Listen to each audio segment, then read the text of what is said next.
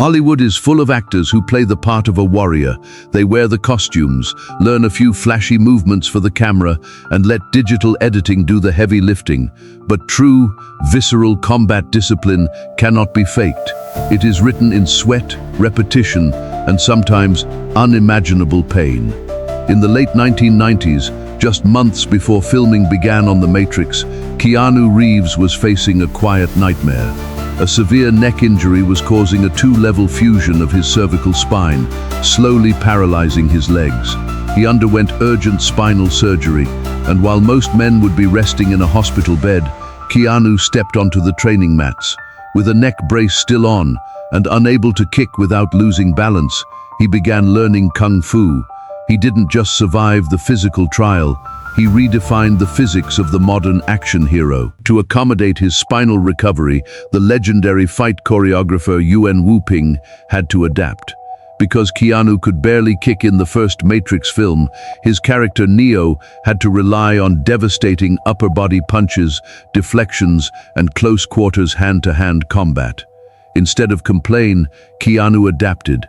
He trained for 8 brutal hours a day, 5 days a week, for over 4 months.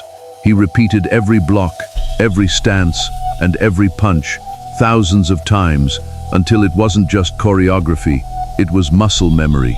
He fell, got back up, and forged a legendary work ethic that changed Hollywood forever. He proved that the one wasn't a digital effect. It was a human being refusing to yield to his own physical limitations. When the John Wick franchise was conceived in 2014, Keanu knew that flashy, theatrical kung fu wouldn't fit the gritty, realistic underworld of a professional assassin.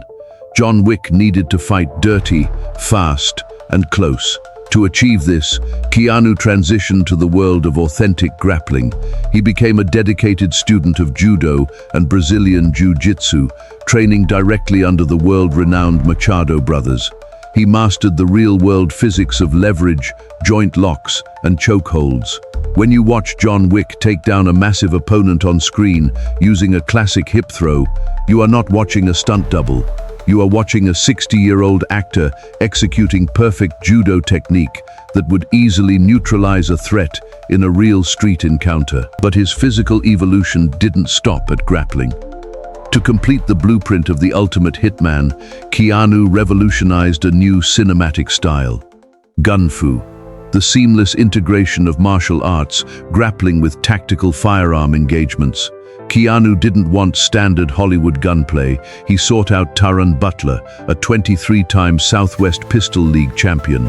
Taran, who had trained many celebrities before, noted that while most actors came to his range for 3 or 4 hours just to look decent, Keanu spent months on the hot desert sand. He trained to achieve competitive grandmaster speeds.